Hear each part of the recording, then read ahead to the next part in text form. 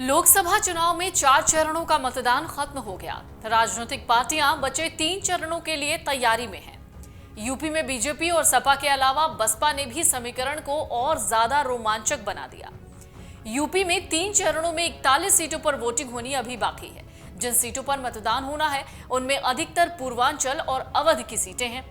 आपको बता दें, 2019 के लोकसभा चुनाव में बीजेपी ने पूर्वांचल और अवध की ज्यादातर सीटें जीती और बसपा के हिस्से सिर्फ 6 सीट आई। इस चुनाव में जौनपुर को छोड़कर बसपा के बाकी सांसद पाला बदलकर दूसरे दलों से चुनाव लड़ रहे हैं। अवध और पूर्वांचल के अधिकतर सीटों पर पिछले कुछ चुनावों में मुस्लिमों पर सबसे ज्यादा दांव लगाने वाली समाजवादी पार्टी ने इस बार रणनीति बदलते हुए पिछड़ों पर दांव लगाया।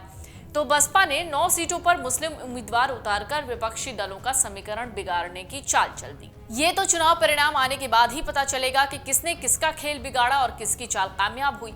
आपको बता दें, बसपा दलितों को अपना कोर वोट बैंक मानती है। इसके सहारे अन्य जातियों का साथ पाकर वो चुनाव जीतती है।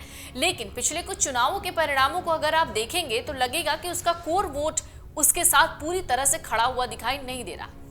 बसपा सुप्रीमो मायावती ने इस बार दलित मुस्लिम और दलित ब्राह्मण का समीकरण बनाकर उम्मीदवार उतारे हैं। 9 सीटों पर मुस्लिम दलित और 7 सीटों पर ब्राह्मण दलित का समीकरण बनाते हुए उम्मीदवार दिए।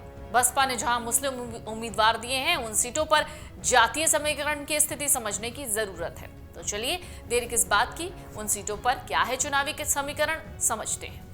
लखनऊ में सबसे ज्यादा 23% मुस्लिम हैं, 14% ब्राह्मण हैं, 2.08% दलित मतदाता हैं।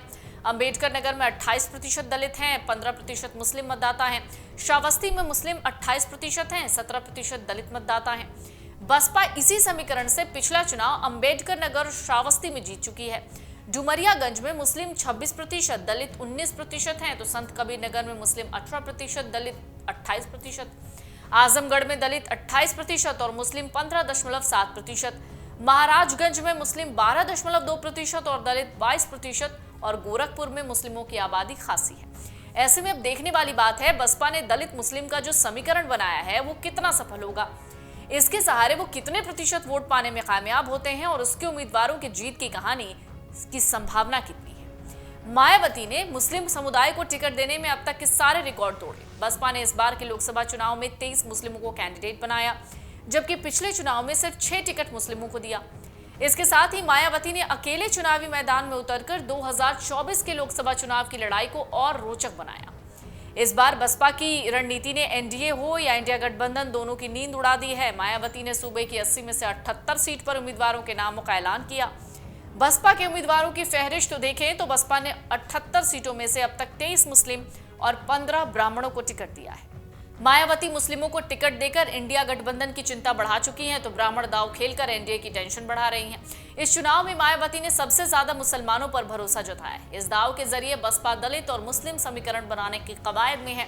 लेकिन ये पहली बार नहीं जब मायावती ने इतनी बड़ी संख्या में मुस्लिमों को टिकट दिया। पिछले 2 सालों में हुए लोकसभा चुनाव में बसपा के मुस्लिम प्रत्याशियों के आंकड़ों पर नजर डालें तो 2024 में सबसे ज्यादा है। बसपा ने 2004 में 20 मुस्लिम प्रत्याशी उतारे तो 2009 में 9 मुस्लिमों को टिकट दिया। मायावती ने 2014 में 19 सीटों पर मुस्लिमों को टिकट दिया और 2019 में सिर्फ 6 सीट पर मुस्लिम कैंडिडेट दिए थे। तो आपको बता दें, उत्तर प्रदेश में करीब 20% मुस्लिम आबादी है। देश के किसी भी राज्य में सबसे ज्यादा मुस्लिम आबादी अनुपात के हिसाब से असम, बंगाल और केरल के बाद यूपी का नंबर आता है। पूर्वांचल कुछ हिस्सों में मुसलमान यहां पर हैं, तो पश्चिमी यूपी में मुसलमानों की तादाद बड़ी है। पश्चिमी यूपी में 26.21% आबादी मुसलमानों की है। सूबे के 7 जिलों में मुसलमानों की आबादी 40% से ज्यादा है। इन्हीं 7 जिलों में से 6 जगह पर मुस्लिम सांसद 2019 में चुने गए थे। ऐसे में देखना होगा मायावती की मुस्लिम दाव कितना सफल हो पाता है। अगर आप ये वीडियो YouTube पर देख रहे हैं तो हमारे चैनल को सब्सक्राइब करें और बेल आइकन को दबाना ना भूलें। अगर आप Facebook पर ये वीडियो देख रहे हैं तो हमारे पेज को लाइक करें।